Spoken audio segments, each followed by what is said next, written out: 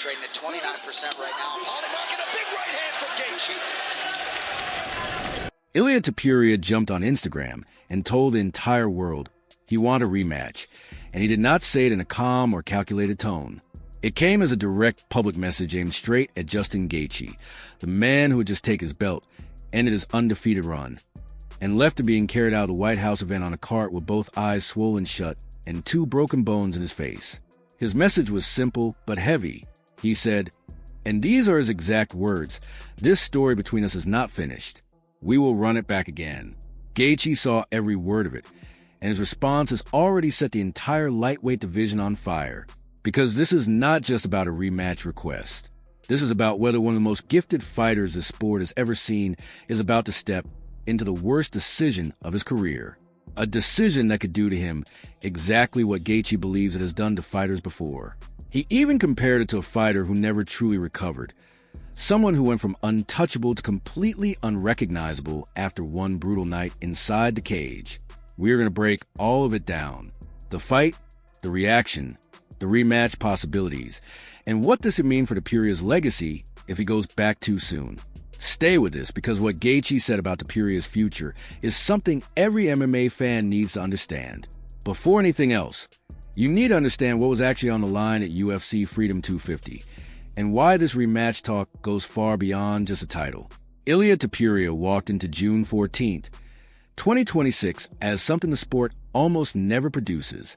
An undefeated professional fighter. Not once had he lost in his entire career. 17 fights across 2 divisions. 2 UFC championship belts. Wins over Alexander Volkanovski, Max Holloway, and Charles Oliveira. Names that define eras. 3 of the most proven fighters of their generations. Topuria was not just winning. He was breaking elite competition in dominant fashion. Going into the fight, he was a massive favorite at -500. The betting world barely gave Gaethje a chance, estimating around a 21% shot at victory. In every prediction, every analysis, Topuria was expected to finish this early and move forward like a storm that could not be stopped. The entire event itself matched that expectation.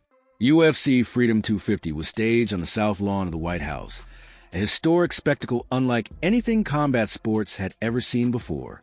A live crowd of around 60,000 people, millions more watching globally, and even the sitting president in attendance. It was not just a fight card, it was a moment built like a coronation. Everything was designed around Topuria standing tall at the end of it. And that is exactly why what followed hit so differently. Because when an undefeated fighter at that level loses for the first time, it does not happen quietly. It happens under the brightest possible lights, with the entire sport watching every second to fall. And that moment follows him into everything that comes next. The fight itself explained a lot about why Gaethje responded the way he did afterward. From the opening round, Gaethje did not approach it like a typical striking battle or a wrestling exchange. He came forward with a very specific plan. Close distance, work the clinch, and target damage early. The uppercut was a key weapon. It was not random, it was calculated. Gaethje used it to open a cut above Topuria's eye, immediately changing the visual and physical rhythm of the fight. Blood began to appear early, and the impact of it was immediate. Topuria reacted in a way that said everything about the tone of the night. He reached up, touched the blood on his face, and briefly focused on it. Gaethje noticed it right away, and later said that moment told him everything. In his words, he felt like Topuria became too aware of the damage too quickly, and that small reaction gave him an opening to keep pressing. From that point, the fight started shifting layer by layer. The early confidence began meeting resistance, and the damage was already setting a different pace. And that was just the beginning of a night that would only get heat. Round 2 is where everything almost flipped completely. Topuria came out with urgency, and it showed immediately. He started attacking Gaethje's body with sharp, committed combinations, the kind of pressure that was designed to break rhythm and drain energy fast. It was not cautious fighting anymore. It was a full shift in intent. For a moment, it worked. Gaethje was forced backward, and the shots started landing with real effect. One sequence in particular changed the energy of the entire fight. As Topuria's body work dropped the new champion to the canvas, the crowd erupted, sensing a turning point, and Topuria instantly followed him down, trying to finish the moment right there. He moved aggressively into control, hunting for a submission, squeezing with everything he had while Gaethje tried to survive the position and recover under pressure. For a brief stretch, it looked like the undefeated run might actually be saved in real time. But the horn came at exactly the right moment for Gaethje, ending the round and stopping the momentum shift before it could fully complete its transformation into a finish. And that pause mattered more than it looked. Round 3 began with a completely different energy. Gaethje did not panic. He reset, and within the first minute, he went straight back to what had been working.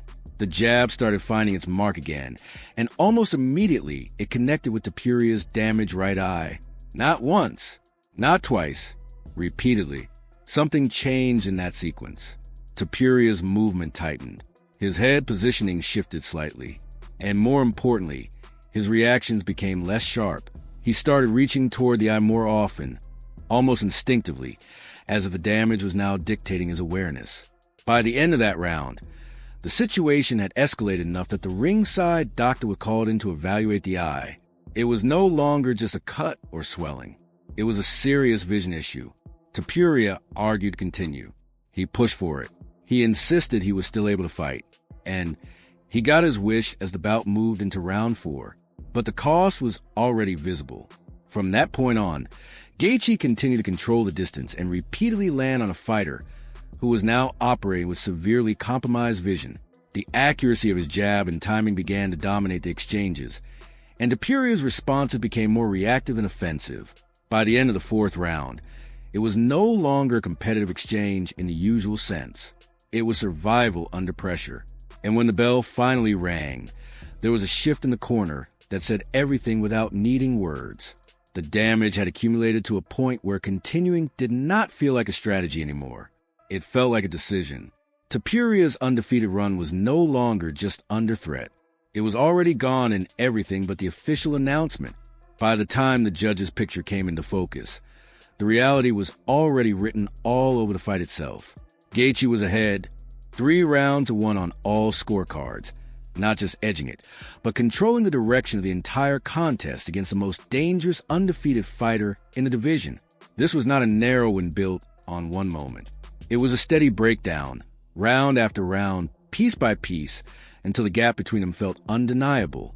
Topuria, who had never in a professional career needed anyone to stop a fight for him, was now in a position where his own corner was having to step in. That contrast alone tells the full story of the night. When it ended, he was not walking out. He was carried out of the building on a cart. The image of a champion reduced to survival after one of the most watched fights in UFC history. But what makes this situation even more complex is what surfaced afterward. Medical reports later confirmed the real extent of the damage. 2 non-displaced fractures in both orbital bones. Not just one eye, both sides of the face were affected. His right eye had taken the earliest and most severe damage, exactly as Topuria later confirmed himself on Instagram. By the 2nd round, the left eye was also compromised. That meant the final rounds were not just difficult. They were fought with extremely limited vision, relying more on instinct and sight and muscle memory built over years of competition. His coach later confirmed that the injuries would heal without surgery, which is the best possible outcome given the situation. But even with that relief, the timeline for return was pushed to the end of the year at the earliest. So the physical reality is clear. This was not a small setback. It was a major injury event for a fighter whose style depends heavily on precision, timing, and visual control. And yet, before the swelling had even gone down, before the fractures were fully assessed and recovery, Topuria went on Instagram and directly told Justin Gaethje that this story is not finished and that a rematch will happen. That timing is what makes everything so controversial. Because on one side, it shows a mentality of fighter who refuses to accept the ending of his undefeated narrative. But on the other side, it raises a serious question about whether emotion is already driving decisions that should be made much later when clarity returns. Gaethje's response did not leave much room for interpretation. Speaking publicly, he made it clear he has no interest in an immediate rematch. In his view, Topuria quit on the stool, and the fight already answered what needed to be answered. And more importantly, He believes the way the fight played out has permanently changed how the division sees Topuria, not just as a champion, but as a fighter who can now be broken under certain conditions. This is where the conversation stops being about one fight and starts becoming about a career trajectory. Gaethje even went further, comparing what he did to Topuria with what happened to Tony Ferguson, not claiming he ended a career, but suggesting he changed the way opponents now see a fighter once considered untouchable. That comparison carries weight because Ferguson's decline after his peak was not just about losses. It was about perception shifting. Once that shift happens in MMA, every future opponent enters the cage with a different kind of confidence and a different kind of game plan. Gaethje's point was simple. After a night like that, opponents no longer see invincibility. They see a pattern, a place where damage can accumulate, a weakness that can be tested. And in Topuria's case, that weakness was not theoretical. It was visible. The cut in round 1, the compromised vision by round 2, the doctor's intervention by round 3, the corner stoppage in round 4.